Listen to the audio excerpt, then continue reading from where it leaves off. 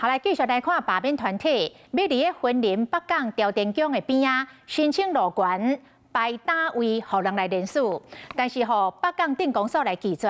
罢免团体真不满，讲公所无应该侵犯人民集会自由。公所是来强调讲，这个白沙屯妈祖来进香这几天，会有60万人来到北港。 庙方都要事先整理规划交通，所以才会无法度同意罢团的申请。罢免团体只讲请假伫路边摆摊，桌仔顶有一个宣传品，要联署成功的符案。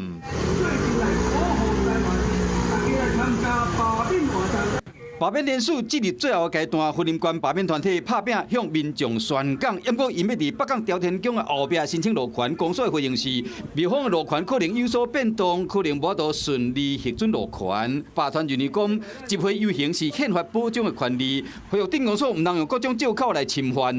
以前可以，那为什么这次就不行？对，就是我们遇到的各个乡镇都有遇到这样场地的借用的一些阻挠。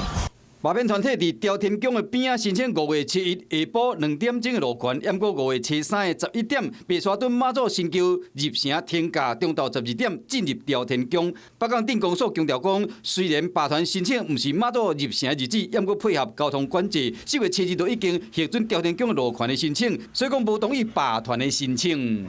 大概有60万的信众会来到北港，所以这段时间因为有重叠，请他就说择日再来办。 罢团申请路权的地点离朝天宫干了100公尺，公所考虑到施工人会真多，可能影响到活动。另外，摆摊罢免的活动地点也有占。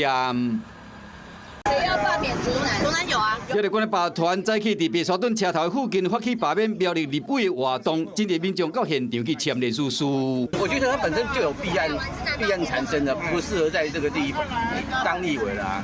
民众唔惊日头伫签联署书，罢免团体希望讲有几位被罢免的立委联署书已经要过关啊，希望讲伫最后的几天推出更较侪联署书。